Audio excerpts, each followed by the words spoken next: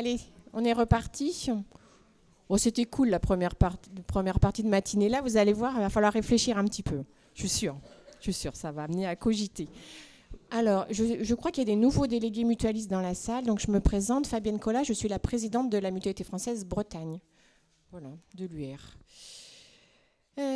Alors, j'ai prévu une petite intro. Et hélas, je suis toujours avec mon papier, ça, je n'arrive pas à m'en défaire. Alors, nous sommes un acteur de prévention et de santé publique. Et à ce titre-là, on développe des actions sur la santé cardiovasculaire et la santé mentale des femmes, ou bien encore sur la santé environnementale. En tant qu'acteurs de santé, nous militons pour un système de santé durable et pointons l'importance des déterminants sociaux de la santé, dont l'environnement. En tant qu'acteurs de la société civile engagée, nous nous préoccupons également des droits des femmes et nous militons pour réduire les inégalités entre femmes et hommes avec notre réseau Mutel Bretagne, que vous connaissez maintenant. Alors, relier femmes et écologie, ça nous semblait être le bon combo. Alors, je ne vais pas vous donner une définition de l'écoféminisme parce que j'ai des expertes derrière et qu'elles vont très bien illustrer ce... Moi, je parle de concept, démarche, mouvement, vous me redirez. Voilà. Moi, en tout cas, je suis vraiment ravie de votre présence à toutes les deux. Et je sais que vous allez être très inspirantes pour nous et que c'est sans doute le début de quelque chose pour la Mutualité française Bretagne.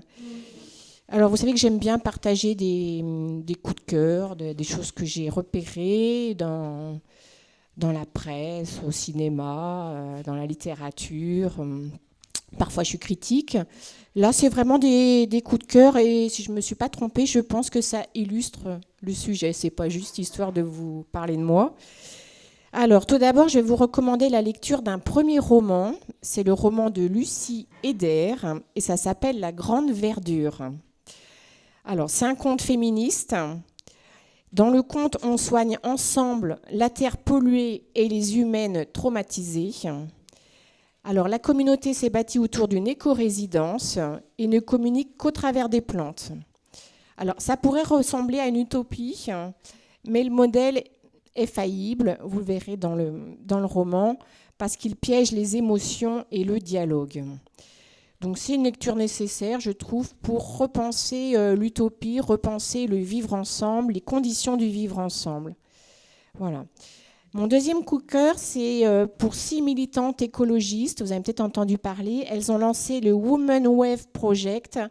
Elles ont quitté le port de Saint-Nazaire le 8 octobre pour traverser l'Atlantique en voilier et rallier, si tout se passe bien, en 3 semaines, Belém, en Amazonie, pour la COP 30. Et alors, ces femmes, elles portent chacune une bataille différente. Et à elles toutes, elles incarnent un entrelacement des luttes qui s'affirment autour de l'écologie, le féminisme, mais pas que, l'antiracisme également et la justice sociale. Donc allez sur les réseaux sociaux et allez les encourager. Et pour finir, je félicite Léa Douchet, qui est une des lauréates de la Fondation L'Oréal UNESCO, pour son travail en mathématiques appliquées. Donc vous savez que dans les sciences, il y a peu de femmes qui s'engagent et encore moins qui sont récompensées. Et il se trouve que cette jeune doctorante, elle cherche à modéliser les liens entre climat et épidémie. Donc on reste dans le sujet. Donc ces 3 femmes, nos 2 intervenantes derrière moi, et puis bien sûr, il y en aurait plein d'autres qu'on pourrait citer, des femmes et des hommes d'ailleurs. On n'est pas... c'est bien ensemble qu'il faut avancer. Toutes ces personnes nous invitent à questionner notre modèle de société, sa construction, entre autres autour du patriarcat, et notre relation à la nature. Elles nous encouragent à reconstruire la société en harmonie avec le vivant. Cela suppose de combattre ensemble l'exploitation de l'environnement et l'oppression des personnes vulnérables. Et donc on peut dire qu'il y a du boulot, donc chapeau à celles et ceux qui s'y emploient. Et puis à nous de nous mobiliser également. Merci.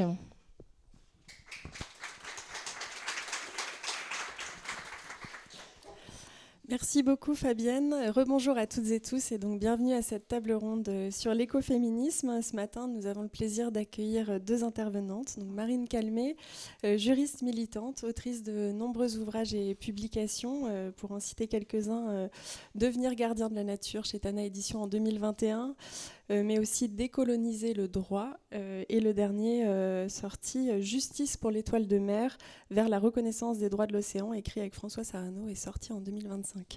Vous êtes aussi directrice et fondatrice de l'ONG Wild Legal et vous allez nous expliquer aussi ce que vous faites avec cette ONG. Nous avons aussi le plaisir d'accueillir Solène Ducretot. Merci beaucoup. Vous êtes activiste et journaliste, réalisatrice de la série documentaire Terre de Relations et également autrice de Après la pluie, Horizon écoféministe, sortie également chez Tana Éditions. Je suis très heureuse d'animer cette table ronde et que la Mutualité Française-Bretagne organise cette table ronde sur l'éco-féminisme, puisqu'il permet de lier deux sujets majeurs pour nous, les droits des femmes et les droits de la nature. Or, on le voit en France comme dans le monde, il y a un recul sur ces droits. Donc il nous semblait important de lier les deux sujets. Nous allons tenter de comprendre ce matin ce que recouvre ce mot, parfois galvaudé, et qui est porteur d'une vision transformatrice de la société. Pour commencer, j'ai une première question sur la définition. Comment est-ce que vous définiriez l'écoféminisme ? Est-ce que c'est une lutte contre un modèle de domination ou est-ce que c'est une vision pour une autre société ? Solène Ducretot, peut-être, si vous voulez commencer. Oui, je peux commencer. Bonjour tout le monde. Donner une définition de l'écoféminisme, c'est toujours un peu compliqué parce que c'est un mouvement qui est hyper riche. Mais il faut bien prendre le sujet par un bout. Donc je dirais que c'est à la fois un mouvement de pensée et un mouvement d'action. Le mouvement de pensée, il part du constat qu'il y a un système de domination avec des patterns qui sont néfastes à la fois sur la question des droits des femmes et sur la question de la nature. Et en partant de ce constat-là, on va venir essayer de tirer le fil et puis on va venir réfléchir à comment est-ce qu'on va pouvoir combiner les luttes et traiter des sujets de façon conjointe. C'est-à-dire que l'écoféminisme, il ne vise pas juste à avoir d'un côté l'écologie, de l'autre le féminisme. L'idée, c'est vraiment de savoir comment est-ce qu'on peut penser l'intersectionnalité des luttes, donc traiter de façon conjointe ces deux sujets-là, parce qu'on se rend compte que les patterns, en fait, sont les mêmes. Les patterns sont les mêmes sur les questions de violences faites aux femmes, de violences faites à la nature, mais en fait, quand on tire le fil, on se rend compte que c'est les mêmes patterns qui sont là et qui agissent sur les questions de racisme, d'homophobie, etc., etc. Et donc, l'écoféminisme, s'il y a quelque chose à retenir, c'est vraiment cette question d'intersectionnalité des luttes. Et ça part du constat, on peut se demander pourquoi ces deux luttes-là en particulier. En fait, l'écoféminisme, ça part du principe, du fait que les femmes sont aujourd'hui les premières victimes, les victimes majeures des changements climatiques. Pourquoi ? Parce qu'en fait, elles font partie de la catégorie sociale la plus pauvre partout dans le monde. Donc en fait, effectivement, les femmes sont les premières victimes de toutes les crises, quelles qu'elles soient. Une crise économique, sociale, etc. etc. Et là où ça devient intéressant, c'est que les femmes ne sont pas juste des victimes, elles peuvent être aussi actrices du changement, et l'écoféminisme vient réfléchir à tout ça en même temps. Et il y a une phrase, une métaphore qui revient souvent dans le mouvement écoféministe qui explique bien pourquoi est-ce que c'est hyper important de traiter de ces deux sujets-là de façon conjointe, et qui dit « Qui voudrait la part égale d'un gâteau cancérigène ?» C'est-à-dire, à quoi bon essayer de se battre pour essayer de sauver la planète si c'est pour que dans ce processus, on mette de côté une fois de plus la moitié de la population mondiale, et vice-versa. À quoi bon essayer d'avoir l'égalité de genre si c'est pour se rendre compte qu'au final, peut-être que dans quelques années, plus personne pourra vivre sur une terre qui est trop polluée, etc., etc. Voilà. Peut-être juste pour terminer aussi, d'un point de vue historique, l'écoféminisme, on pourrait penser que c'est un néologisme à la mode. Le féminisme, l'écologie, c'est à la mode. Hop, on combine les deux. En fait, pas du tout. C'est un mouvement qui vient des années 70 et qui a vu son essor à la fois dans les pays anglo-saxons, mais aussi en France. Il y a notamment une des luttes phare de l'écoféminisme des années 80, ça a été des femmes à Plogoff qui se sont battues contre l'ouverture d'une centrale nucléaire et qui ont obtenu gain de cause. Voilà. Je vous laisse compléter, Marine. De ma part, et depuis mon prisme de juriste, il y a aussi dans l'écoféminisme une pensée qui ne rejoint pas uniquement la question écologique et la lutte pour l'égalité femmes-hommes par le prisme de la lutte contre les conséquences de ces violences, c'est-à-dire justement cette vulnérabilisation de la nature et des femmes, mais aussi sous l'angle juridique des causes et de la manière structurelle dont on dévalorise les femmes dans notre société et dont on dévalorise la nature. Donc en fait, dans ce qui relie la question écoféministe à la question du droit, il y a aussi des réponses sous l'angle de comment on crée, ou sur quels piliers de valeurs sont créées nos sociétés, et comment ça se fait que dans une société patriarcale, eh bien, on retrouve les mêmes systèmes de dévalorisation de la femme qu'on retrouve des systèmes de dévalorisation de la nature. Et pourquoi, par cet angle de la banalisation des violences qui sont exercées sur les femmes, on peut aussi mieux comprendre et rendre visible la banalité des violences commises contre la nature. Et donc il y a vraiment derrière une logique systémique qui n'est absolument pas récente, puisqu'elle remonte très loin aux écrits de l'Ancien Testament notamment. Et donc de constater sur quel fondements et quels piliers de valeurs se sont construits nos sociétés permettent d'interroger ces violences systémiques et de répondre aussi à un besoin de créer de nouveaux outils juridiques, politiques, pour faire de ces deux luttes une lutte commune et pour renforcer une réponse justement parce qu'elle peut être vue comme une violence structurelle qui s'exerce, et tu l'as très bien dit, à la fois sur les femmes, mais en fait sur tous les êtres vulnérabilisés dans notre société par les mécanismes de violence, que ce soit des personnes qui ont quitté leur pays et qui viennent en France, qui sont vulnérables du fait de leur déracinement, que ce soit des personnes violentées du fait de leur handicap, et donc forcément plus vulnérables à une pensée validiste, ou bien d'autres violences qui s'exercent à l'intérieur de notre société et qui peuvent être revues ou relues par le prisme de l'écologie et du lien et du soin apporté à ces publics-là, justement pour construire une société plus juste. Justement, Marine Calmet, vous avez écrit « L'homme occidental s'est placé au sommet de la pyramide du vivant ». Vos combats aux côtés des peuples autochtones le monde. Vous avez travaillé notamment en Guyane avec des communautés confrontées à la déforestation et à l'orpaillage. Ma question, c'est pourquoi est-ce que les peuples autochtones sont-ils si importants pour la biodiversité, et en quoi la lutte des peuples autochtones participe du même mouvement que la lutte écoféministe ? En fait, la question m'a fait sourire parce que les peuples autochtones ne sont pas importants pour la biodiversité, dans le sens où la biodiversité, enfin ce qu'on y met derrière, la nature, l'environnement, les écosystèmes, ce qu'on veut, n'a pas besoin des peuples autochtones. En revanche, ce qui est important de comprendre, c'est que dans les cultures autochtones, les systèmes de valeurs et de liens à la nature sont radicalement différents des nôtres. Il y a un très bon rapport à ce sujet qui a été publié par l'IPBES. Vous savez, on dit souvent que l'IPBES, c'est le GIEC de la biodiversité. C'est une plateforme internationale d'experts qui travaillent sur l'effondrement du vivant et sur les leviers pour répondre à cet effondrement du vivant. Et ce que dit l'IPBES, c'est qu'il y a 4 manières de vivre avec la nature. Dans notre monde occidental, nous avons 2 piliers de valeurs.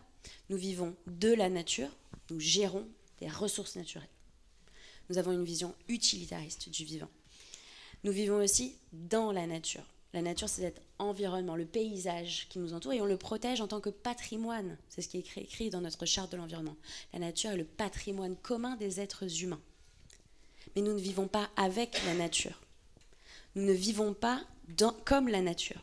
C'est-à-dire que nous n'intégrons pas l'altérité, la présence de l'autre dans nos comportements. Nous ne partageons pas la nature avec les autres êtres vivants. Et nous ne vivons pas non plus en symbiose. Or, c'est exactement ce qui manque, selon les chercheurs de l'IPBES, et c'est ce qui est présent dans la culture autochtone. Dans la culture autochtone, on vit avec la nature, on partage les territoires, on cohabite dans un milieu.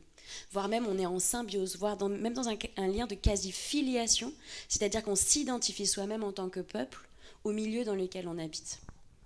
Et en fait, ces mêmes logiques utilitaristes et patrimoniales, on les retrouve évidemment aussi dans la manière dont on conçoit la place de la femme dans la société. Et ça, encore une fois, c'est pas du tout nouveau. Notre système patriarcal et l'héritage aujourd'hui que nous en gardons, eh bien, il est profondément utilitariste. La femme est donnée à l'homme pour lui faire des enfants, comme l'arbre fruitier est donné au jardinier. C'est ce qu'il y avait écrit dans le Code civil de Napoléon, le Code 1801. La femme est comme le bestiau attaché au fond, c'est-à-dire qu'elle sert par le mariage à produire des enfants et à les élever. Mais elle n'a pas d'autre fonction sociale, politique ou économique jusqu'au siècle dernier. Et donc il faut comprendre que cette relation à l'autre utilitariste biaise la relation et a pour conséquence directe un système juridique qui infériorise l'autre en lui déniant à la fois la qualité de sujet politique, en lui refusant l'existence politique et en lui refusant aussi l'expression de ses droits les plus essentiels, le droit d'être, le droit de vivre, le droit de disposer de son corps, le droit à la santé, le droit à l'existence politique et à l'expression de sa volonté et de ses choix. Et donc en fait, on voit que les mêmes mécanismes d'invisibilisation et de domination sont à l'œuvre, à la fois bien des humains sur la nature comme des hommes sur les femmes. Et donc c'est cet héritage qu'il s'agit de questionner aujourd'hui, parce qu'en fait, cette relation à l'autre biaisée par ces piliers manquants, ces piliers de valeurs manquants dans nos sociétés, sont à la fois responsables du coup de l'effondrement du vivant, mais peuvent aussi, et on le voit bien, par la politique de lutte contre les inégalités des hommes, les inégalités femmes-hommes, on essaie de contrer, on a essayé de mettre en place depuis longtemps des mécanismes pour contrer et pour rééquilibrer ce rapport, mais ça date du siècle dernier seulement. C'est-à-dire qu'on parle, comme pour le droit de vote, d'un droit acquis il n'y a même pas 100 ans.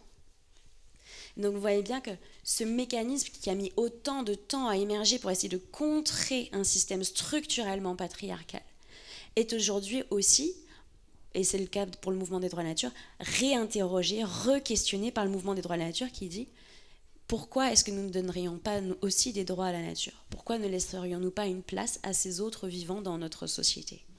Et donc c'est, en tout cas, et ça naît aussi dans les années 70, comme le mouvement écoféministe, le mouvement des droits de la nature, vient vraiment réinterroger cet élargissement de la société aux autres qu'humains, à ceux qui ne sont pas comme nous des homo sapiens, mais qui devraient, au regard de l'urgence écologique, aussi rentrer dans notre sphère d'intérêt politique et faire société avec nous. Merci, on reviendra tout à l'heure sur l'idée de donner une personnalité juridique à la nature en lien avec ce que vous venez de dire.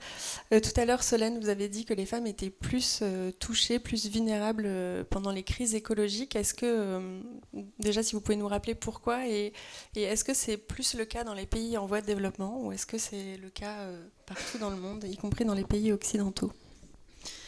Alors effectivement, un des exemples qu'on donne le plus souvent et qui est, on va dire, le plus parlant, c'est le fait que les femmes sont effectivement plus victimes des changements climatiques dans les pays du Sud parce que nombreuses d'entre elles sont en charge du foyer, de gérer la nourriture, les enfants, etc.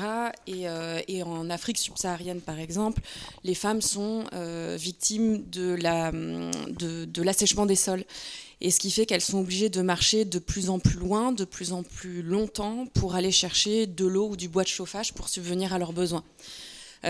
Donc déjà d'un point de vue charge mentale et charge physique, c'est énorme à prendre en compte, mais ce qu'il y a aussi à avoir en tête, c'est que plus tout ça s'aggrave, plus en fait elles sont plus capables d'arriver à gérer ça toutes seules, et une des premières choses qui est faite dans ces cas-là, c'est de déscolariser les petites filles pour leur demander des coups de main et pouvoir être capable de subvenir aux besoins de la famille.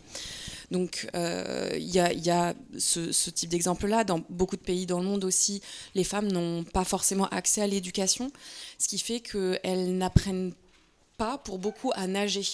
Donc quand il y a des inondations, des tsunamis ou ce genre de catastrophes naturelles, en fait, tout simplement, il y a souvent plus de morts, de morteux du coup, tout simplement parce qu'elles ne savent pas nager. Ou alors parce qu'elles n'ont pas pu aller à l'école, elles n'ont pas été sensibilisées aux premiers signes d'une catastrophe naturelle. Donc voilà, elles identifient moins l'arrivée d'un tsunami ou voilà les premières choses à faire s'il y a eu une inondation, etc. Et puis il y a aussi tout l'héritage culturel, c'est-à-dire que dans de nombreuses cultures, les femmes sont obligées de rester à la maison, ce qui fait que les hommes peuvent souvent fuir une catastrophe naturelle et les femmes, leur rôle, ça va être d'abord de sauver les enfants, ensuite de sauver les aînés, et si elles peuvent, se sauver elles-mêmes. Et donc, de fait, il y a effectivement plus souvent de victimes qui sont des femmes. Donc ça, c'est les exemples dans les pays du Sud qui sont assez parlants. Mais dans nos pays occidentaux aussi, il y a des répercussions qui sont un petit peu moins, on va dire, visibles à première vue comme ça. Mais en fait, parce que les femmes sont les plus pauvres aussi chez nous, ça va être, par exemple, les femmes qui vont avoir les logements les plus vétustes, parce que ça va être les mamans solo qui vont pas pouvoir payer le chauffage pendant l'hiver, qui sont obligées d'accepter les logements avec la rocade qui passe sous leurs fenêtres ou une pollution lumineuse ou je ne sais quoi, etc. Et c'est celles qu'il faut préserver de tout ça aussi, parce que avec la mise en place par exemple d'un système d'électricité plus vert, etc. Tout ça, en fait, ça va se répercuter sur les factures, et ça va être les factures de ces femmes-là qui vont en pâtir le plus.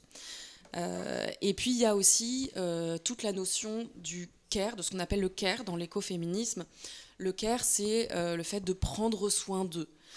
Et en fait, cette notion de care, elle est très présente dans l'écoféminisme parce que aujourd'hui, les femmes sont celles qui, partout dans le monde, justement, gèrent cette notion du foyer. Et donc sont dans le soin des enfants, dans le soin de la maison, dans le choix de qu'est-ce qu'on va donner à manger à la famille, etc. Et cette notion de care, elle est intéressante pour nous aussi dans nos pays occidentaux, parce que dans les métiers du care, on se rend compte qu'il y a une grosse majorité de femmes qui prennent en charge ces métiers-là. Je pense notamment à beaucoup de métiers de l'économie sociale et solidaire, les systèmes associatifs, etc. Et en fait, ces femmes-là, elles y mettent beaucoup d'énergie, mais elles se retrouvent dans beaucoup de cas, pas souvent dans les postes de direction. Et puis, il y a plein de sujets qui sont attraits à ça, notamment les aidants, par exemple. Le sujet des aidants prend une part importante.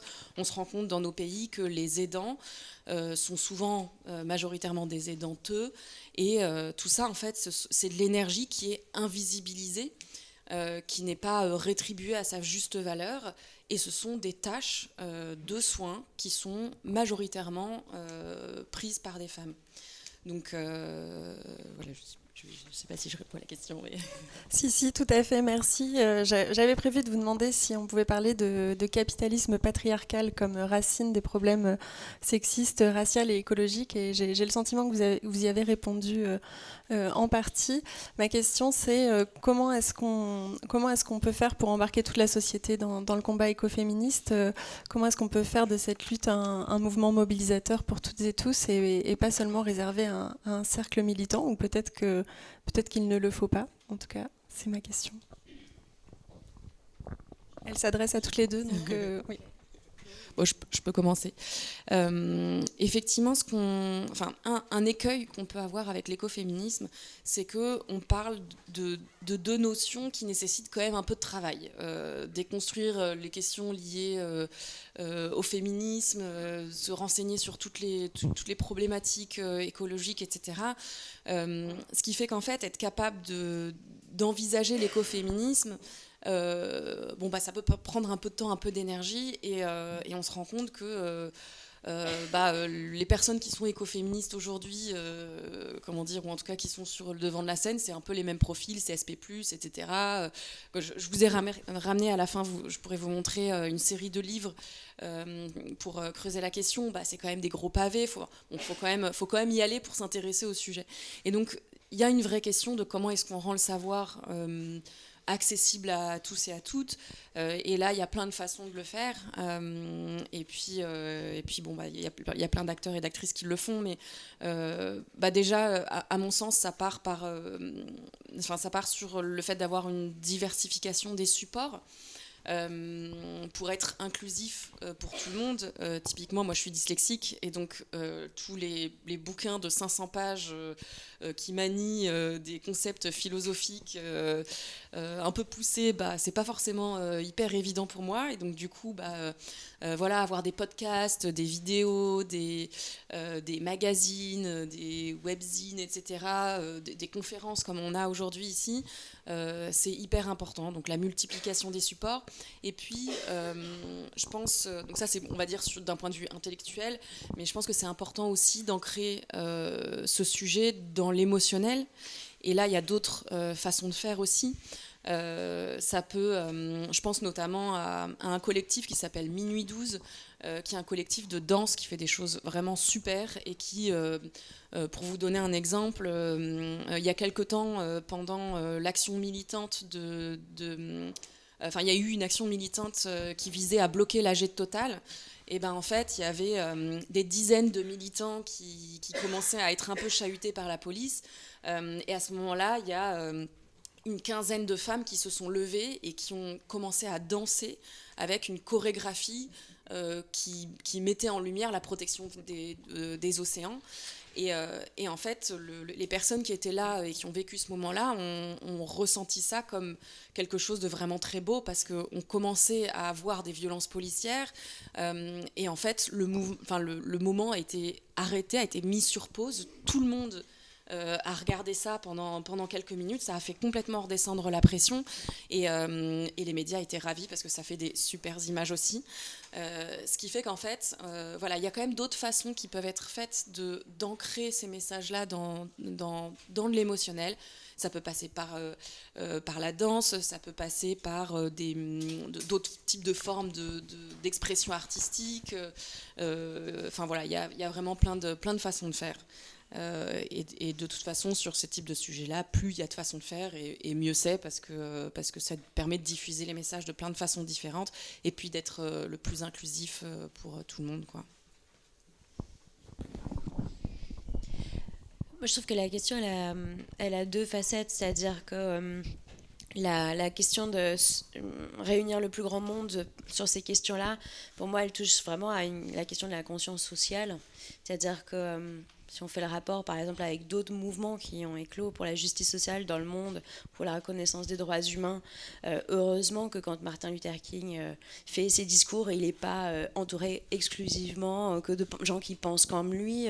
Heureusement que quand il y a le mouvement civique pour les droits des Noirs aux États-Unis, il n'y a pas que des Noirs qui sont engagés dans le mouvement, etc. Enfin, il faut avoir en tête qu'heureusement, il y a toujours un sentiment aussi pionnier potentiellement d'injustice qui met en évidence qu'il faut se mobiliser et que ça doit dépasser le cercle des petits initiés ou des premiers concernés. Et donc le sentiment de solidarité à cultiver avec d'autres publics, il est immense. Et on le voit avec les discussions autour de MeToo, c'est une représentation, c'est toute la représentation en fait du rapport à l'homme, entre l'homme et la femme, qui est questionnée par ces scandales à répétition au sein de notre société, qui fait qu'on fait bouger les lignes. Encore faut-il qu'il y ait des personnes qui osent parler et qu'il y ait une solidarité qui se mettent en place entre notre société. Le fait que certains mouvements n'émergent pas, c'est du fait de la résistance systémique du système qui banalise l'oppression de ceux qui justement sont considérés comme inférieurs ou dont la voix est silenciée par des mécanismes de violence. Et donc, première étape, c'est rendre visible et donner à voir ce qui se passe, ne pas dédaigner ou ne pas refuser de voir ces systèmes de domination. Et le deuxième, c'est s'organiser, parce qu'en fait, l'écoféminisme a aussi des conséquences politiques, parce qu'on en reparlera juste après. Donc, en fait, répondre aux questions d'écoféminisme, ça peut aussi se faire par la voie législative, comme on a trouvé des voies, en fait, pour faire émerger la voix des femmes, pour faire émerger leur représentation politique, pour consolider leur pouvoir. Eh bien, on peut parfaitement penser de manière systémique, du coup, une réponse politique à ces problématiques conjointes. Et donc, c'est ça, la nécessité, est de ne pas rester dans la pensée. On n'est pas face à une théorie, là, hein. On est face à un problème structurel de société. Et donc, comment on organise une réponse politique, juridique, pour ce qui est de ma part, juridique, face à des principes croisés d'oppression. Quand on parlait des peuples autochtones, ce qui s'est passé, c'est que les peuples autochtones se sont organisés, notamment devant les Nations Unies, et ont obtenu la reconnaissance des droits des peuples autochtones par la Convention 169 de l'OIT, par des déclarations à l'ONU, etc. Et qu'aujourd'hui, ils ont des droits opposables. De la même manière que les droits des femmes sont aujourd'hui opposables, qu'on essaye de définir par des quotas ou d'autres mécanismes juridiques opposables une réponse pour fournir un levier d'action. Il ne s'agit pas juste de cultiver la pensée, hein. C'est-à-dire que la théorie, c'est super. Et ensuite, comment on crée des outils par le biais d'acteurs et d'actions concrètes pour répondre à ces problèmes croisés. Et ça, en fait, c'est ça que... Aujourd'hui, on est dans la pratique, en réalité. Justement, avec votre ONG, vous portez l'idée d'un changement de paradigme juridique. Votre travail sur la personnalité juridique de la nature redonne littéralement une voix au vivant. C'est ce que vous portez notamment dans votre dernier livre, Justice pour l'étoile de mer. En reconnaissant ces droits à la nature, est-ce qu'on peut justement freiner cette logique de domination et restaurer un équilibre avec le vivant ? Est-ce que ça participe du mouvement de rendre visible la nature, le même mouvement que rendre visibles les femmes et les droits des femmes ? Il ne s'agit pas juste de rendre visible, parce que la nature est visible en réalité. Elle est tout autour de nous, enfin ici comme ailleurs, en fait, elle est partout. La question de sa visibilité n'est vraiment pas le problème. La question de sa représentation politique et de sa possibilité en fait de se faire respecter grâce à des institutions solides, politiquement parlant, ça c'est tout autre chose. Je prends un exemple puisque c'est le sujet. La représentation des femmes dans la société, elles sont là, les femmes. 50% de notre société sont des femmes. Donc on ne va pas dire que les femmes sont invisibles, ce n'est pas le cas. Mais politiquement, elles étaient inaudibles, incapables de se faire entendre. Et dans certains lieux de pouvoir, parfois aussi invisibilisées pour autant. Ce qui est intéressant, par exemple, moi je fais souvent la comparaison avec la représentation des femmes dans les lieux de décision, dans les lieux de pouvoir et notamment dans les entreprises. C'est quand même édifiant. Donc on parle du droit de vote des femmes, 1944, relativement tard. Il a fallu attendre 2011, la loi Copé-Zimmermann, pour qu'on impose des quotas de femmes dans les conseils d'administration. Avant ça, on a moins de 10% des femmes dans les conseils d'administration.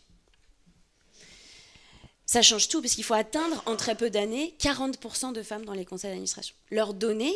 pas uniquement une représentation, mais du pouvoir. Parce que si ça avait été une représentation, on se serait dit, une femme dans un conseil d'administration, c'est pas mal. On aura représenté les femmes comme ça. Non.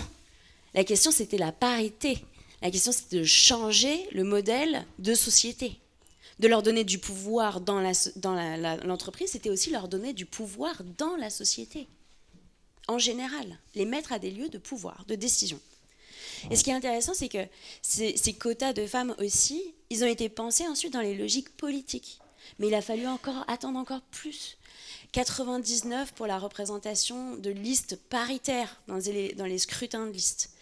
Et c'est que cette année, 2025, qu'on a voté une loi sur la parité des listes aux municipales. Et en fait, on a une sous-représentation structurelle des femmes dans les villages et dans les petites villes en France. Les femmes n'ont pas le pouvoir en réalité. Et donc la question, ce n'est pas de leur absence de représentation, puisqu'on les voit, elles sont tout autour de nous, les femmes, mais elles n'ont pas le pouvoir. Et c'est de la même manière que se pose la question aussi de faire valoir les intérêts et les valeurs qui sont attachées à la représentation de la nature.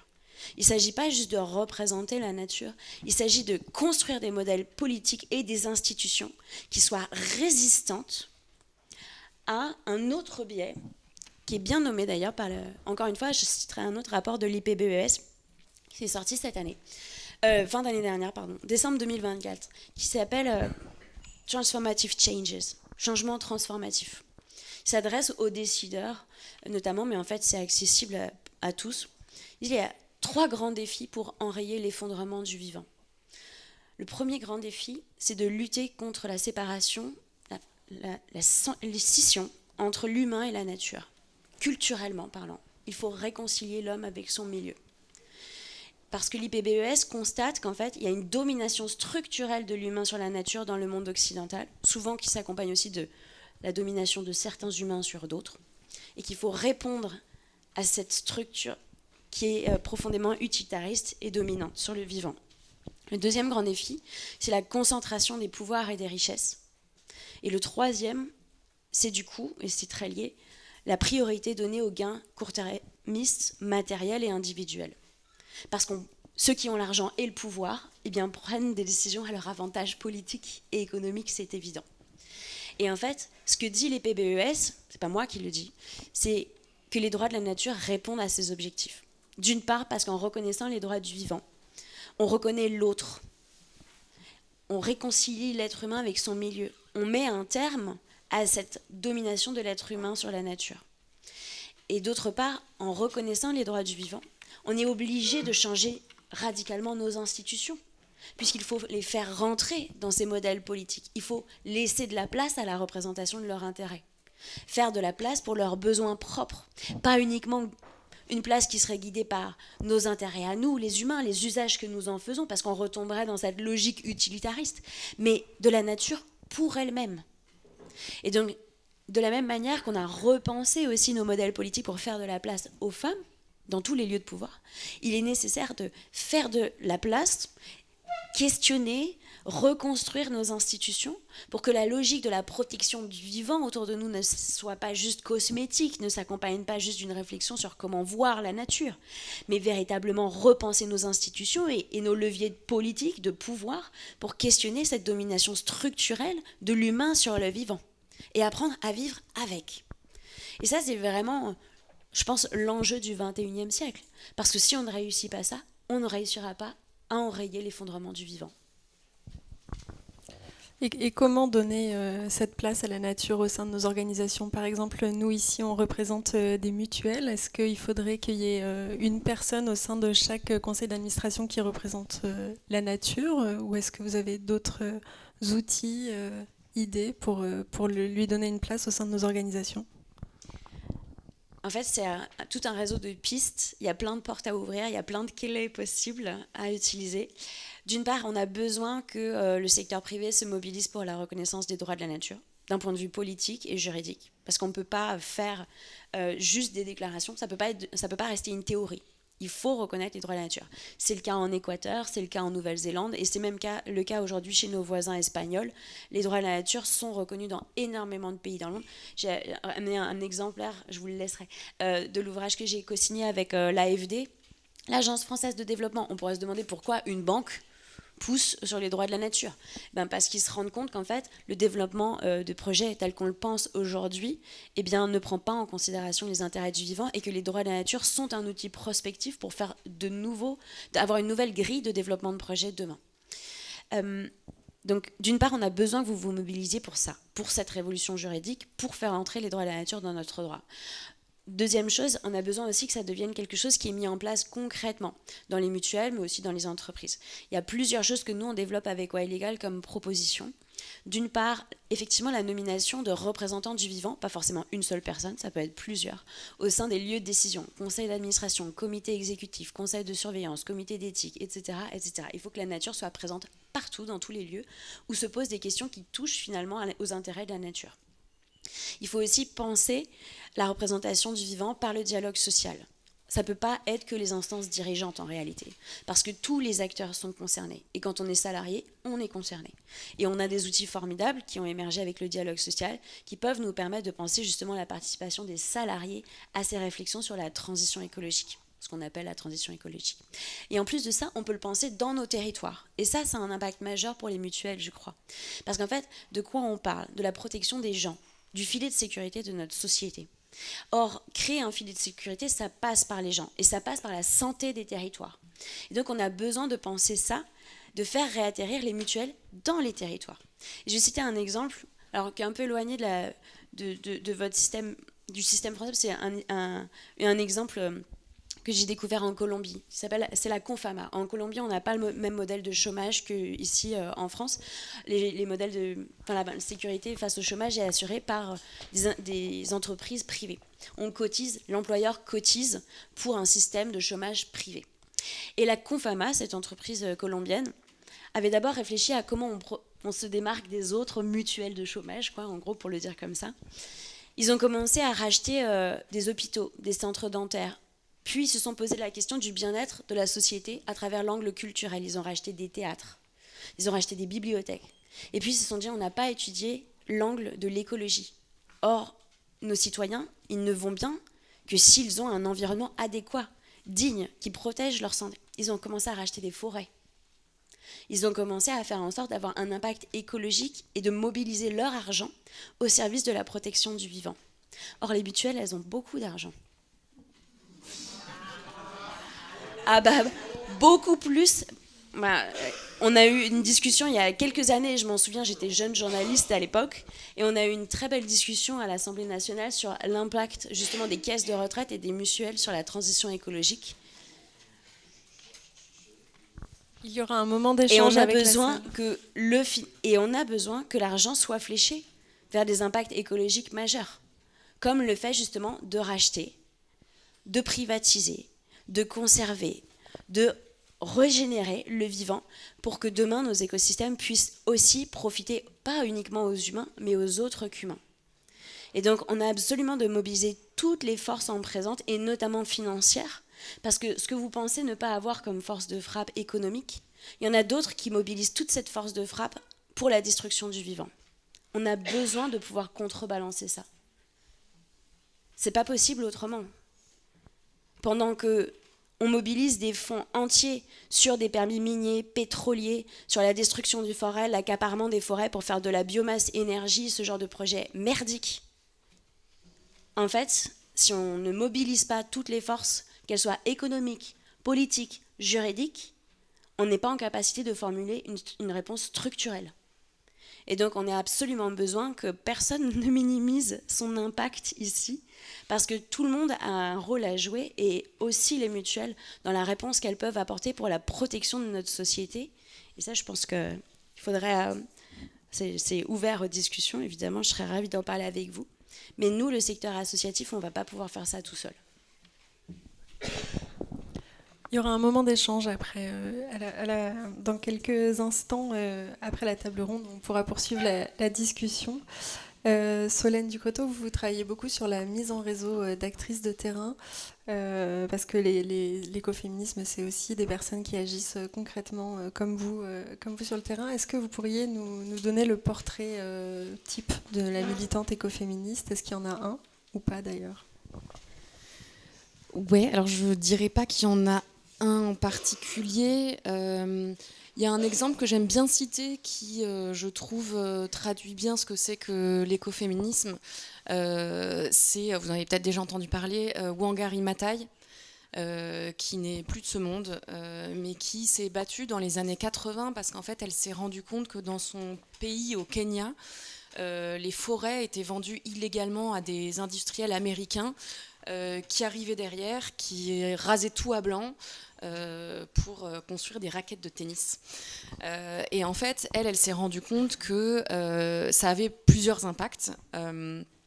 Déjà, en fait, elle s'est rendue compte que le fait de raser des arbres à blanc comme ça a bouleversé complètement la biodiversité de sa région, ce qui fait qu'en fait, les petites cultures n'étaient plus viables parce que effet de désertification des sols pendant la saison chaude, et puis pendant la saison de la mousson, inondations, glissements de terrain, etc. Ce qui fait qu'en fait, les petits agriculteurs ne pouvaient plus subvenir à leurs besoins. Donc, d'un point de vue sociologique, qu'est-ce qui s'est passé ?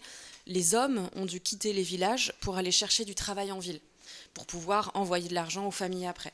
Les femmes se sont retrouvées seules avec les enfants à devoir essayer de lutter contre la famine et de lutter contre les mercenaires qui venaient régulièrement piller les villages. Et donc ce qu'elle a fait, c'est qu'elle a réuni les femmes de sa région pour essayer de lutter contre cet effet contre les grandes industries qui venaient tout raser. Et en fait, quand on voit les photos de l'époque, elles ont vraiment, elles s'enchaînaient aux arbres et elles ont vraiment pris des coups, elles sont ensanglantées, etc. Mais ça a eu l'avantage que la communauté internationale s'est intéressée à ce sujet-là. Grâce à ça, elle a pu lever des fonds et créer un gros mouvement de reforestation qui s'appelle The Green Belt Movement, le mouvement de la ceinture verte. Elle en a profité justement pour faire les choses jusqu'au bout. Ces femmes-là avec lesquelles elle s'est mobilisée, elles ont pu mettre en place des formations en agroforesterie, etc., mettre en place ensemble cette reforestation, ce qui fait que, in fine, ces femmes ont pu avoir une formation, un métier. Les hommes ont pu revenir des villes pour revenir filer des coups de main aux cultures parce que les sols étaient de nouveau aptes à avoir des cultures, etc., etc.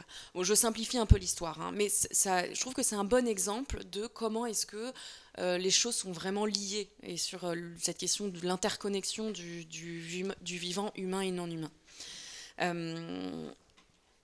Ensuite, aujourd'hui, les militantes écoféministes, elles sont un peu plus,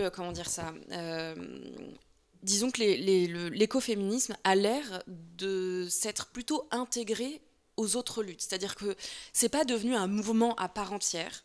C'est-à-dire que quand on va dans des manifs écolos, on n'a pas un cortège écoféministe, quoi.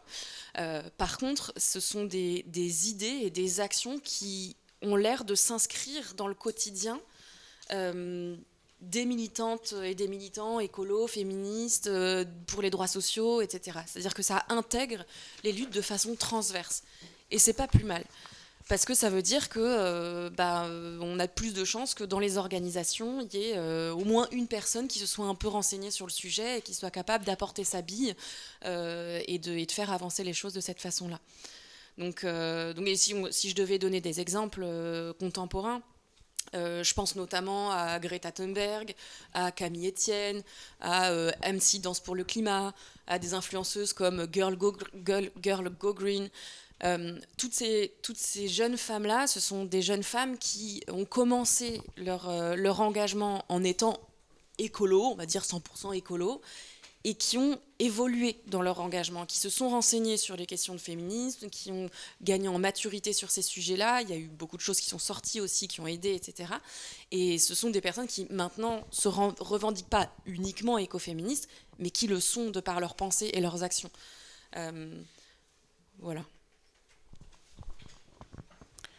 Merci beaucoup. Peut-être une dernière question avant de passer la parole à la salle. Si on se projette, construire une société nouvelle qui serait plutôt sous un modèle circulaire où les choses seraient interconnectées, où seraient interdépendantes, où il n'y aurait pas de personnes au-dessus des autres, et ce qu'elle appelle le pouvoir du dedans. Elle prône l'idée qu'on puisse mettre en place une nouvelle société qui soit basée sur la richesse de chacun, chacune. Bon, ça paraît peut-être un peu idéaliste, hein, mais voilà, en tout cas dans le système voilà, c'est un idéal à viser. Voilà, une société qui serait plutôt sous une forme circulaire et qui valoriserait le pouvoir du dedans et qui, du coup, serait inclusif pour tout le monde, y compris pour la nature. Merci beaucoup. Solène a apporté d'ailleurs des ouvrages qu'on pourra consulter tout à l'heure après la table ronde pour parler de ce sujet. Je vous propose de vous passer la parole si vous avez des questions. Claire va faire circuler un micro dans la salle. Comment ? Il est filaire. Et après, je répéterai les questions. Ok. Très bien. N'hésitez pas à vous présenter aussi si vous avez... Avant de poser la question, il y a plusieurs choses qui ont été dites, notamment sur le rôle des mutuelles. Donc, oui, Richard. Oui, j'ai pas besoin de micro. Bonjour. Une question, comment cela se passe-t-il dans les peuples autochtones? Parce qu'ils sont proches de la nature. Les femmes ont aussi un rôle différent. Comment ça se passe, cet écosystème, cet écoféminisme? Je redis la question peut-être. Donc la question de Richard, c'est comment ça se passe chez les peuples autochtones? Est-ce que les femmes ont un rôle prépondérant chez ces peuples-là, leur lien à la nature? Ce serait trop compliqué en fait de généraliser comment ça se passe. Parce qu'on parle de centaines de peuples différents avec des cosmovisions très très différentes les unes des autres, donc on ne peut absolument pas généraliser. Comme s'il y avait d'un côté le monde occidental et de l'autre côté le monde autochtone et que c'était... totalement uniforme. En revanche, ce que moi j'ai vu en Guyane française, où donc ont survécu à la colonisation 6 peuples autochtones, alors il y a une chose qui m'a marquée personnellement, parce que ça fait écho à mes réflexions, c'est que, par exemple chez les Kali'na, le mariage n'existe pas. Il y a plutôt une idée de collaboration mutuelle autour du fait d'élever des enfants. Les femmes ont certes certaines tâches allouées dans la société, les hommes d'autres. L'idée étant d'avoir une complémentarité. On ne peut pas éviter la question de se poser la possibilité de se dire est-ce qu'il y a une forme de machisme ou pas dans ces sociétés-là. C'est probablement le cas. Enfin, je veux dire, ça reste une société plutôt masculine. Il y a d'autres cultures où... par exemple, dans les Andes, chez les Quechua, on considère plutôt, encore une fois, cette idée de un homme et une femme, encore une fois, c'est un peu binaire, mais comme un système où finalement, on ne serait pas... Enfin, un homme et une femme constituent un seul individu. Comme si le couple était en fait la base commune de la création de quelque chose et pas 2 individus en tant que tels. Il y a cette idée plutôt de complémentarité. Et en fait, ce qui m'intéresse moi personnellement, c'est pas tellement ça, c'est la place du contrat. Parce qu'en fait, le mariage est un contrat civil entre. On a inventé les contrats de mariage comme quelque chose d'assez intéressant, c'est-à-dire qu'il fallait assurer en fait de manière assez visible dans le droit la transmission du patrimoine. Encore une fois, tout était une question de patrimoine, pas que de patrimoine génétique, mais aussi de patrimoine économique. La femme est en fait juste l'outil de la transmission du patrimoine de l'homme vers les descendants de l'homme lui-même. La femme est plutôt une contrainte. On parle quand même d'une dot. Pendant très longtemps, on remettait une dot. Il fallait. La femme était vraiment une sorte de. On se débarrasse quoi. On se débarrasse de la femme. On la marie. D'ailleurs, on la marie. Il fallait que ce soit un bon mariage aussi, parce qu'il fallait quand même élever la famille un petit peu vers le haut, en tout cas pas la faire redescendre socialement. Il fallait qu'elle fasse bien des enfants dans le mariage, parce que si les femmes commençaient à faire des enfants en mariage, alors là, c'était la pagaille sociale. Et il fallait évidemment qu'elle ne jette pas l'opprobre sur la famille par son comportement. Cette place du contrat est fondamentalement, évidemment, en défaveur des femmes. Et la question de l'exercice du coup d'un droit de propriété, puisque pendant longtemps il y a eu aussi, même jusque dans la sexualité, donc dans l'intime, hein, une idée que la femme devait à l'homme en plus des relations sexuelles dans le mariage. Ça a été annulé ça très récemment. Hein.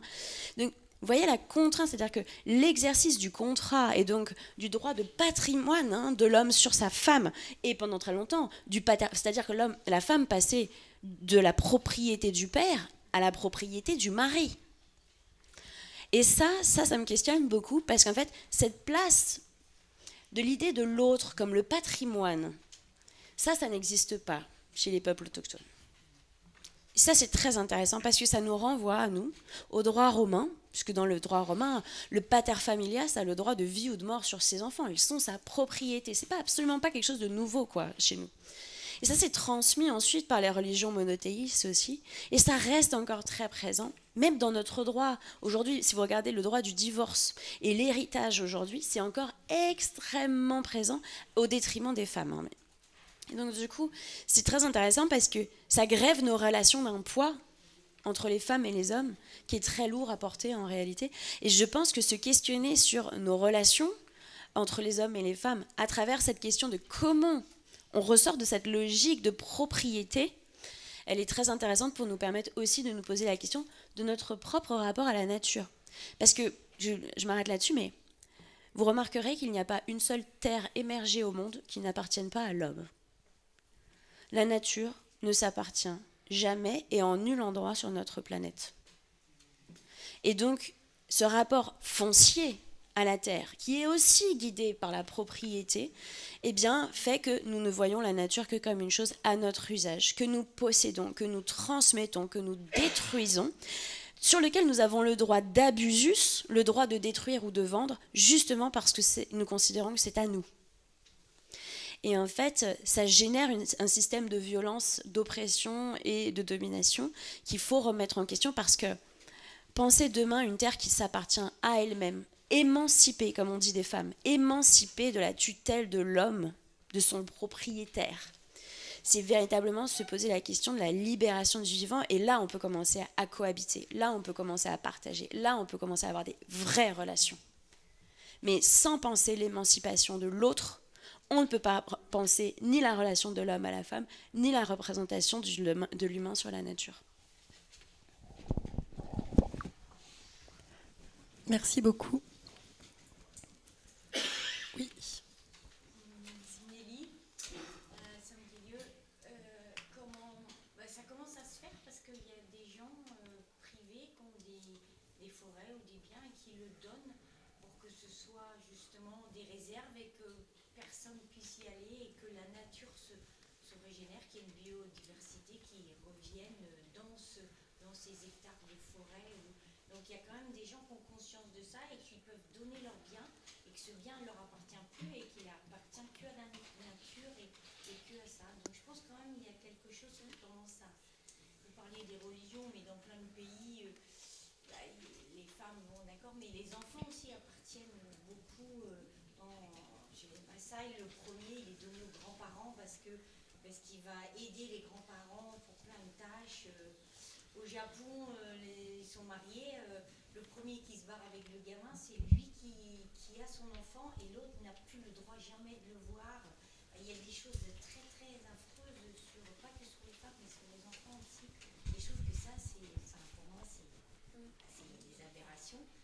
Et alors maintenant, je ne sais pas, peut-être que aussi il faudrait qu'on fasse l'éducation des enfants, quoi, parce que c'est peut-être à nous aussi de dire à nos enfants que ce soit un gars ou une fille, ils ont le même droit aux études, ils ont le même droit à faire la vaisselle, le même droit à faire les choses, et de leur apprendre que les autres personnes, c'est des êtres humains, et c'est pas un gars, une fille, c'est pas genré, c'est pas binaire, c'est pas... Voilà. Je crois que c'est une question d'éducation aussi, et il va falloir que ça évolue un petit peu. Peut-être on est encore de la génération où on se mariait, voilà. Pareil, le lit conjugal, c'est quelque chose qui a été fait par la religion, on est marié, donc il y a un lit conjugal, on doit dormir avec son mari ou sa femme. Et c'est ancré encore dans les mœurs. À un moment, il faut passer à autre chose. Voilà. C'était pas une question. Merci quand même. Mais je ne sais pas si vous voulez réagir sur la question de l'éducation dès le plus jeune âge. Est-ce que c'est là que ça se joue aussi, c'est auprès des enfants? Pour moi, ça se joue en partie là, mais ça serait dépolitiser la chose que de dire que l'éducation n'est pas aussi un outil politique, c'est-à-dire qu'on parle d'un outil de conversion de masse. L'école, c'est aussi un moyen de former la future génération. Alors, on a formé les enfants aujourd'hui à la lutte contre les discriminations de genre et d'autres. Demain, effectivement, il s'agit de les former à la lutte contre les discriminations du vivant. Sauf que faire grandir, et c'est ce qu'on voit beaucoup dans notre société, c'est qu'en fait, on ne peut pas faire grandir non plus des enfants en se disant on va leur donner une éducation qui est en total décalage à ce qu'ils voient que les adultes font.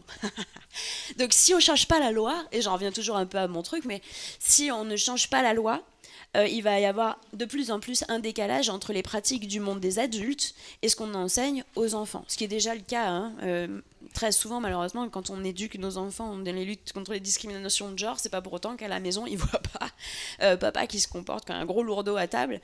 Et donc, il y a évidemment besoin... Ben non, mais c'est vrai. Donc, il y a évidemment besoin aussi de se poser la question de cette distance avec le monde des adultes, parce que sinon, eux vont être en décalage et ça va créer un ressentiment. Et on le voit beaucoup dans les générations actuelles, ils sont bien plus sensibles à la question du féminisme que l'ont été les générations précédentes, ils sont bien plus sensibles à la question écologique que les générations précédentes. Ils ne se forment plus que dans le modèle traditionnel, par l'école, mais aussi sur les réseaux sociaux et par plein d'autres biais, par les livres, heureusement, évidemment. Et donc, on a besoin aussi que la société des adultes, ceux qui sont au pouvoir, ceux qui adoptent les lois, aussi changent leur comportement. Et changer nos comportements, ça passe par la loi. On peut changer les mentalités, et c'est Émilie H qui le dit dans son bouquin justement sur l'écoféminisme. Elle a écrit un très bon livre sur l'écoféminisme. Et elle dit, dans une société patriarcale où les lois, asservissent les femmes structurellement, il faut faire changer les mentalités pour faire changer la loi, puis ensuite les lois font changer les mentalités. Et elle décrit comme ça un ruban de Moebius à l'infini pour dire, en fait, il faut les deux. Il ne faudrait pas se dire, on va commencer par former les enfants. Il faut aussi que les adultes prennent leur part en changeant les lois. Progressivement, ça fait changer les mentalités. Et puis, par effet rebond, on rechange les lois et on améliore le système constamment en se reposant ces questions et les remobilisant.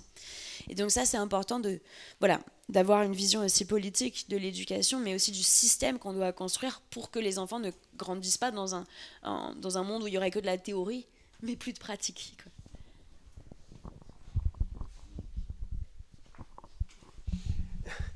Bonjour Christophe. Je voudrais avoir votre point de vue sur les dernières élections américaines où les femmes ont quand même voté en majorité pour Trump, qui a remis en cause toutes les avancées américaines de ces dernières années.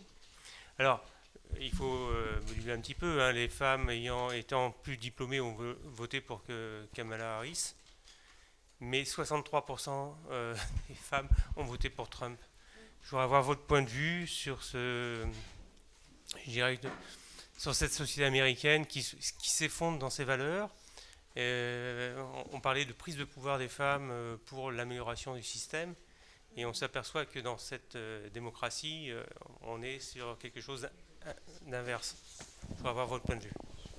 Mais moi, je suis pas sûre qu'ils soient encore en démocratie, C'est un problème, c'est-à-dire que partir du principe que par le biais d'une élection, on serait forcément dans un modèle démocratique et représentatif, je ne suis pas tout à fait sûre que, en tout cas, vu leur système de financement privé des élections, et donc l'influence qu'a eu Musk sur le cours de l'élection américaine, et ensuite sur ces tactiques de propagande qui sont utilisées aux États-Unis, qui sont amplifiées par les réseaux sociaux, on puisse véritablement parler d'un choix libre et éclairé aux États-Unis des femmes.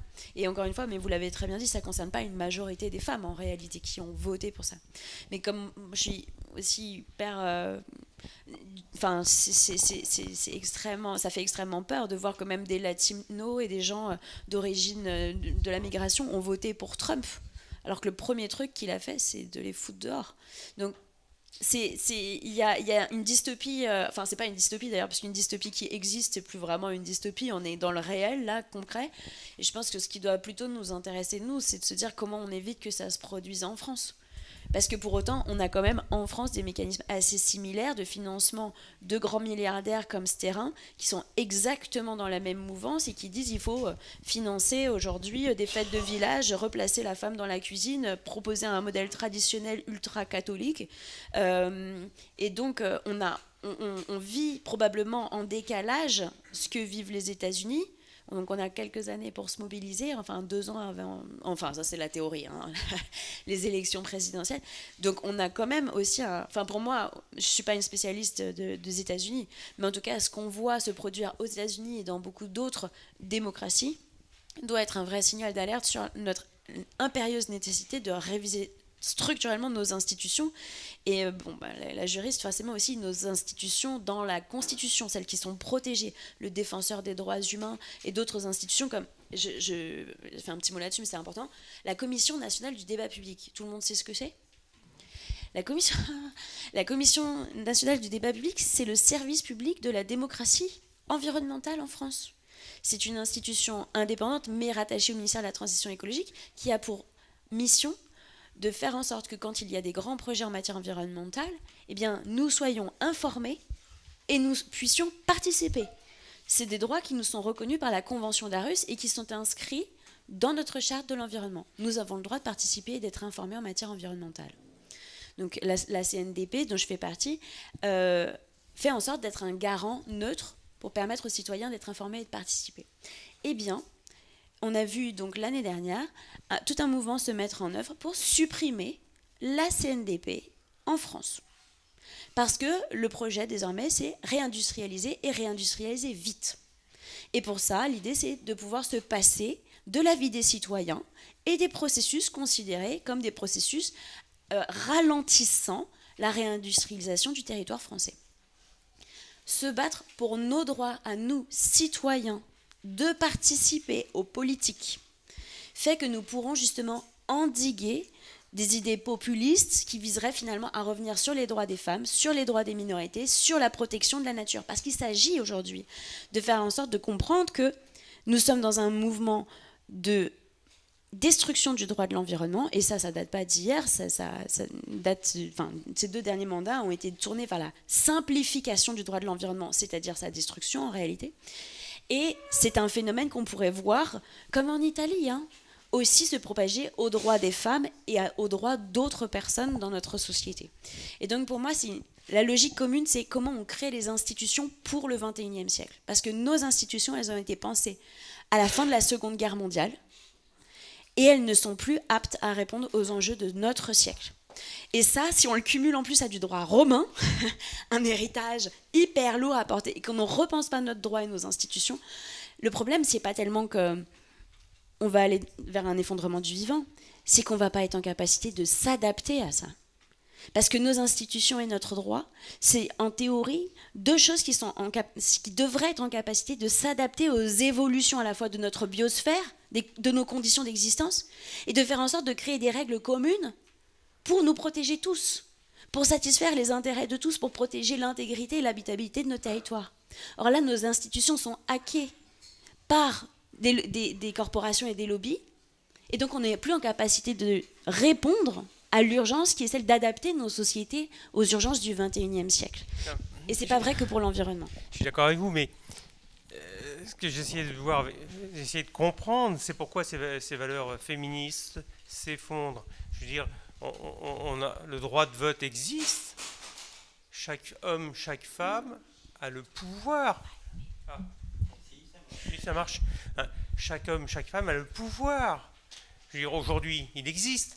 Et comment se fait-il que ces valeurs s'effondrent ? On le voit bien, en France, ça s'effondre aussi, mais on le voit aussi dans les pays de l'Est, des retours en Angleterre, etc. On parlait avant des États-Unis. Je voudrais comprendre pourquoi. Je veux dire, au lieu de prendre le pouvoir, et en fin de compte, on s'aperçoit qu'il n'y a pas de prise de pouvoir féministe. C'est très intéressant. C'est très intéressant, pour ça je vous conseille un ouvrage, et c'est aussi un documentaire sur Arte qui s'appelle Propaganda. C'est Édouard Bernays qui invente les relations publiques, la manipulation des masses. Comment en démocratie prendre le contrôle des masses ? En fait, c'est vieux, ça date du siècle dernier. Et quand on crée les démocraties, d'entrée de jeu se pose la question, comment on manipule les électeurs en démocratie, hein.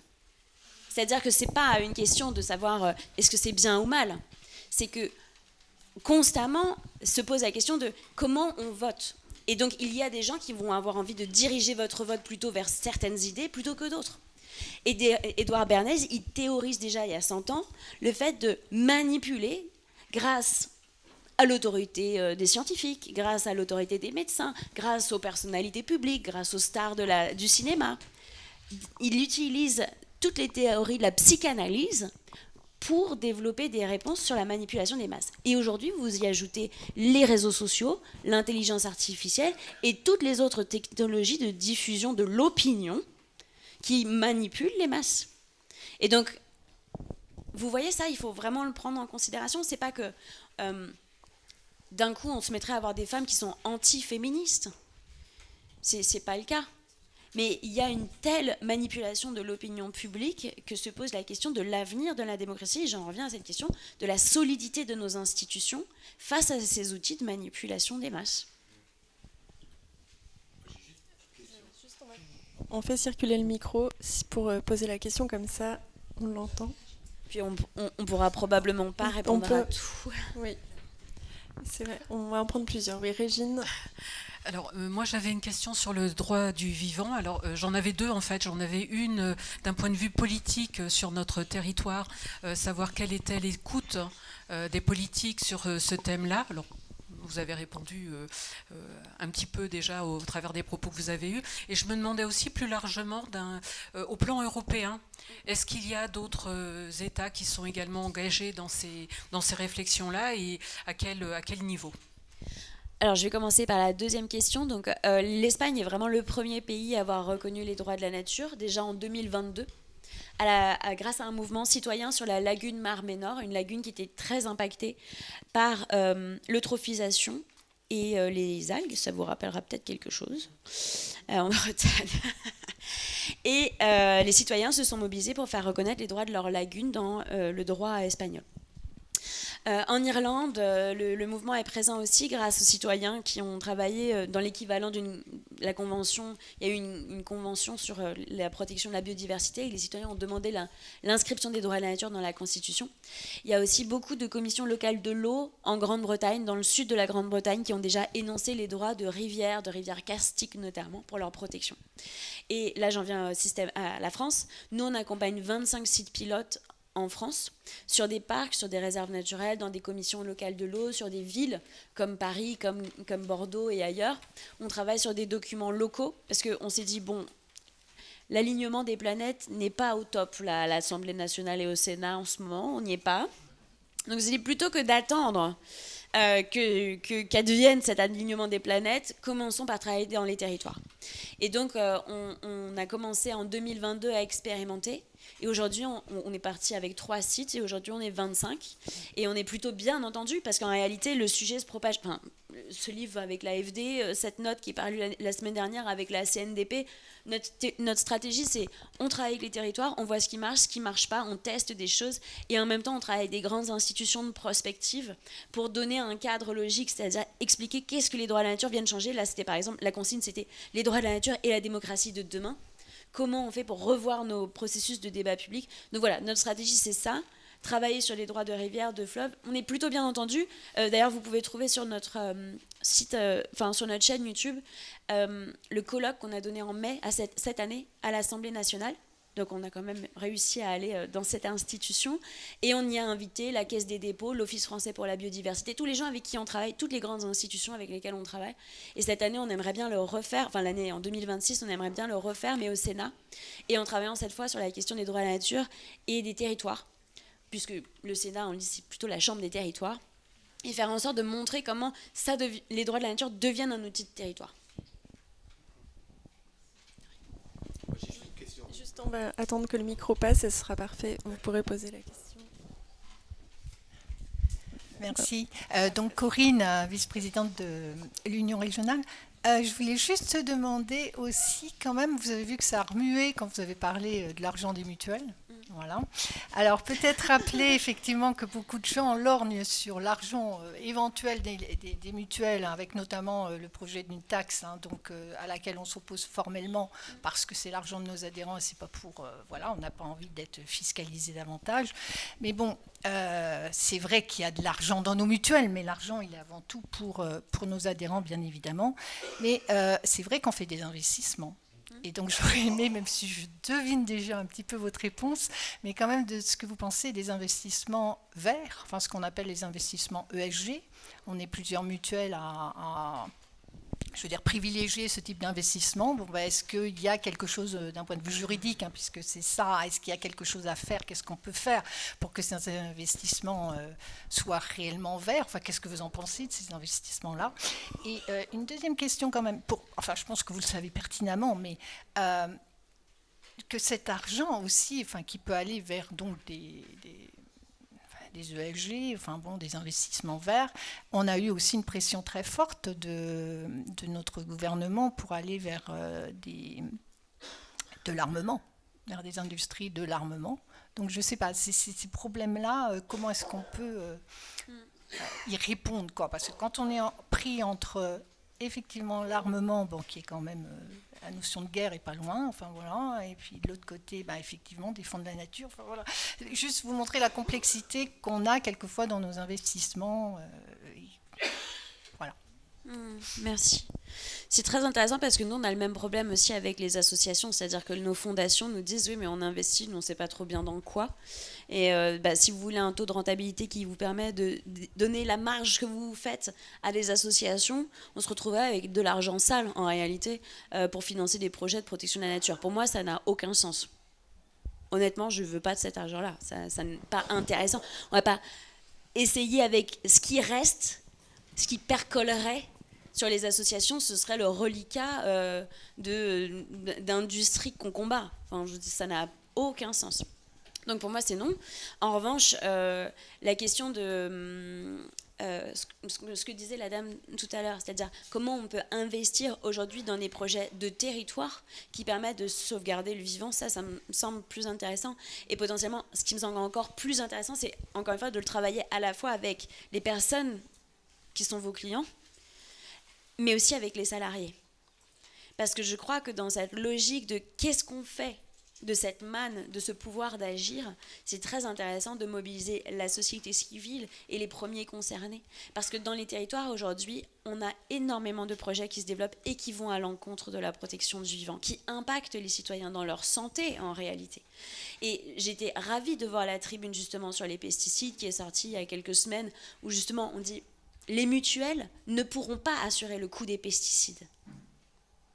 Donc on ne peut pas vider les caisses d'un côté avec une politique environnementale toxique et en même temps attendre des mutuelles qu'elles s'engagent. Donc pour moi, il y a tout un sens vertueux à trouver dans lequel justement, et c'est pour ça que je citais l'exemple de la Confama, parce que je le trouve très intéressant, s'engager pour protéger des lieux de vie qui sont d'un point de vue simplement de la logique nécessaire, pas uniquement au bien-être, hein, c'est pas juste une logique d'hygiène, il faut que les gens aillent se balader dans le milieu, c'est une logique de dignité. Nous avons besoin de ces milieux pour une vie digne.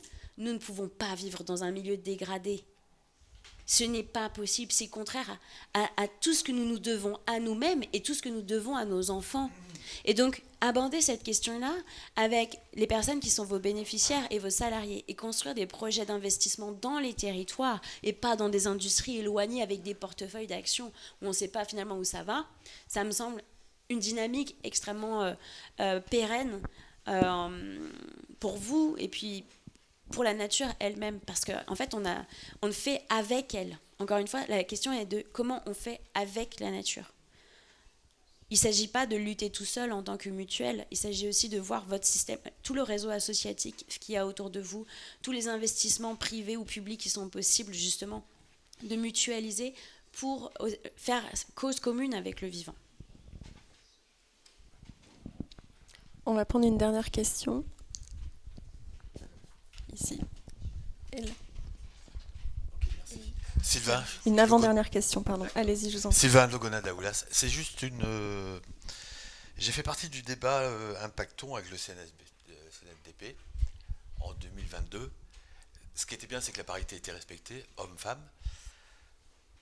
Quid après des décisions qui avaient été prises à ce moment-là? Je sais qu'il y avait des garants du débat public qui étaient avec nous, qui essayaient quand même d'orienter un petit peu le débat en faveur d'un certain nombre. C'était dans le cadre de la politique agricole. Oui, j'en ai pas fait partie. D'accord. Quid de ces résultats-là? Et la loi du plomb, depuis, est passée par là, quoi. Donc voilà, on nous parle aussi d'accélération d'énergie industrielle. Voilà, il y a le tout et la contradiction en fait de ce qui se passe actuellement, quoi. Je pense que le président actuel a mis en place le CNDP pour pouvoir C'est pas lui qui l'a mis en non place. pas lui, mais à accélérer un peu les choses pour pouvoir, par rapport à ça, quoi. Voilà. La CNDP n'a pas pour vocation de porter les projets présidentiels. D'ailleurs, c'est pour ça que le gouvernement actuel a voulu dézinguer la CNDP. C'est-à-dire que l'idée, c'était plutôt de débrancher le micro des citoyens. Notre président actuel, ni le gouvernement, ne considère la CNDP comme un allié. Le but, c'était d'en contourner justement les compétences et de les amoindrir. On a voulu quand même couper dans 60% des compétences de la CNDP, là. Il s'agissait de faire en sorte que la CNDP ne puisse plus être saisie. Mais sur des sujets, là il y a des sujets à venir qui me rendent dingue. Par exemple, on veut contourner la compétence de la CNDP sur les JO 2030.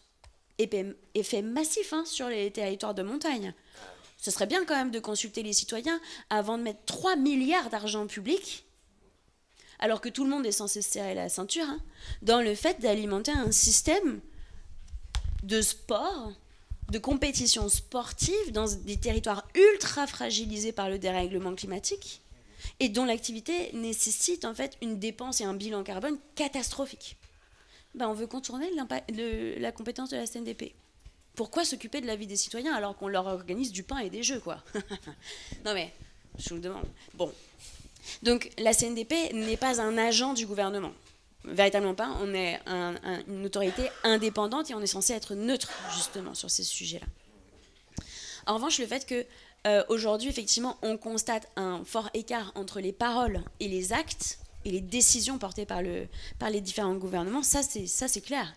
Et du coup, ça crée une défiance. Et je vous conseille un livre que moi j'ai adoré, j'ai dévoré cet été, qui s'appelle Les institutions invisibles, qui a été écrit par Rosan Vallon, Pierre Rosan Vallon, qui explique en fait comment derrière nos institutions visibles, celles qu'on voit, le gouvernement, le Parlement, les pouvoirs exécutifs de police, etc., en fait, il y a aussi des institutions invisibles qui nous soudent en tant que société. Et ça, c'est la confiance, l'autorité et la légitimité. Or, la crise des institutions invisibles, le fait qu'on ne puisse plus faire confiance à notre gouvernement, puisqu'il met en place des propositions qui vont à l'encontre de l'intérêt général, on le sent bien, comme on a vu cet été avec la loi du plomb. Crée une crise en effet domino de la légitimité, il n'est plus vu comme un acteur légitime de la transition écologique. Et du coup, justifie aussi une crise d'autorité, c'est le problème avec les agriculteurs.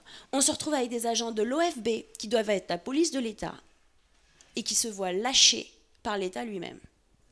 Mis au purgatoire, enfin là, lâchés en pleine campagne, face à des agriculteurs en rogne, parce que plus personne ne comprend rien. Et ces institutions invisibles aujourd'hui, c'est ça qui tient en réalité notre société. Et ce livre est fascinant, si vous voulez le lire, parce que vraiment, ça permet de comprendre et d'avoir une lecture plus fine en fait, de ce qui nous arrive. Et ça rejoint aussi un peu votre question. Qu'est-ce qui fait qu'on ne peut plus faire société? Et comment on répare ça? Ça, c'est la fin du livre, il faut aller jusqu'au bout. C'est absolument passionnant, parce que Rosan Vallon a une très bonne connaissance aussi de l'histoire de notre démocratie et de comment on en est arrivé là. Et c'est important aujourd'hui de se replonger dans ce qui fait qu'on en est arrivé là et ce qui fait qu'aujourd'hui on peut se questionner sur est-ce qu'on va être en capacité d'écrire une page blanche demain, de réécrire nos institutions vraiment à l'orée des enjeux qui sont les nôtres.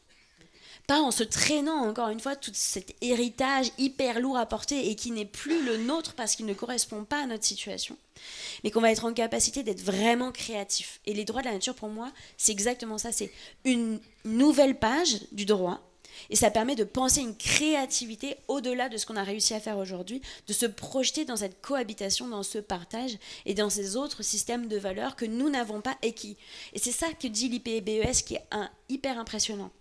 C'est que ces deux piliers manquants, vivre avec et vivre comme la nature, ce sont des piliers de valeurs qui n'existent pas. Ce qui fait que nous reproduisons toujours les mêmes solutions. Les crédits carbone, les banques de biodiversité. On va inventer toujours comme ça des mécanismes financiers, mercantiles, parce qu'ils sont basés sur ces systèmes de valeurs utilitaristes au vivant. Et donc on n'arrive pas à penser des solutions véritablement innovantes.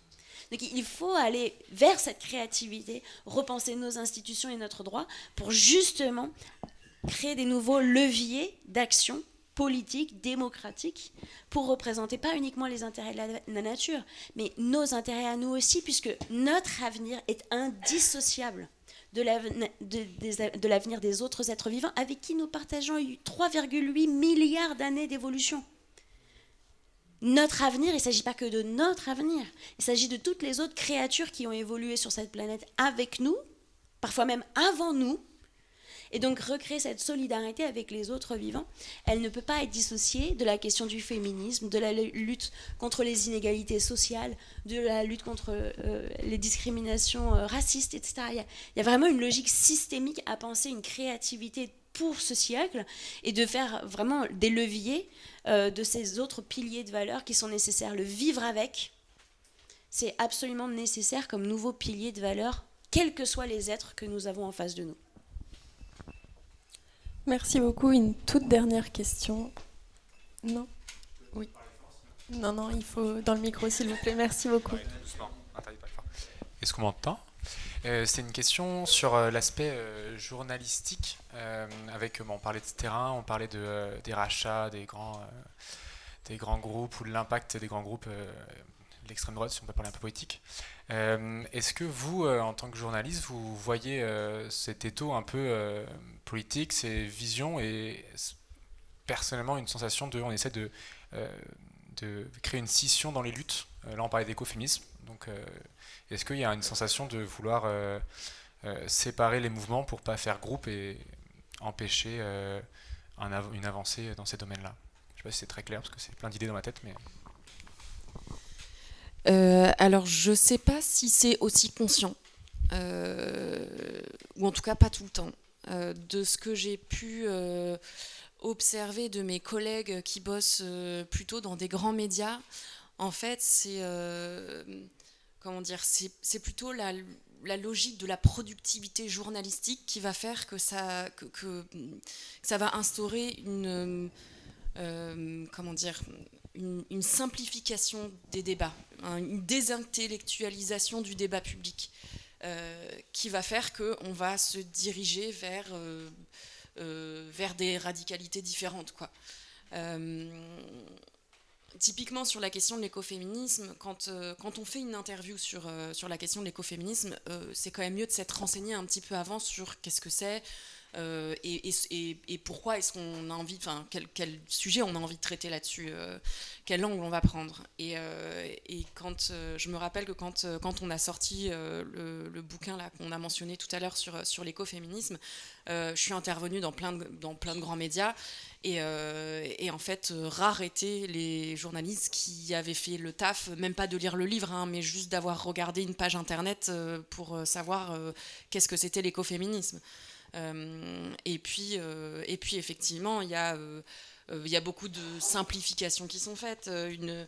Par exemple, un des écueils que moi j'essaye d'éviter sur l'écoféminisme, c'est le fait d'essentialiser les femmes. C'est-à-dire le fait de dire les femmes sont naturellement plus proches de la nature, donc plus aptes d'en prendre soin, etc.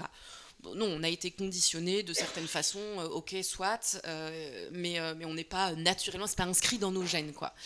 Le nombre de journalistes qui, malgré le fait que je spécifie qu'il faut faire gaffe à l'essentialisation, etc., en fait, font leur travail qu'à moitié. Je me suis vue apparaître dans des interviews où il y avait carrément marqué « Solène Ducréto cite ouvrez les guillemets, la terre, mère et les femmes, tout ce que j'avais pas dit, quoi. Donc ouais, en fait, c'est plutôt la logique des grands groupes de médias qui font que, en fait, les journalistes n'ont plus le temps de préparer leur sujet, qui fait qu'il y a une simplification du débat public et qui va polariser, en fait, les débats. J'aurais tendance à dire ça. Bien sûr, tout ça en parallèle avec certains autres médias qui y vont franchement, par contre, et qui, là, pour lesquels c'est très conscient. Eh ben, merci beaucoup, merci Solène, merci Marine pour ces échanges passionnants et merci au public.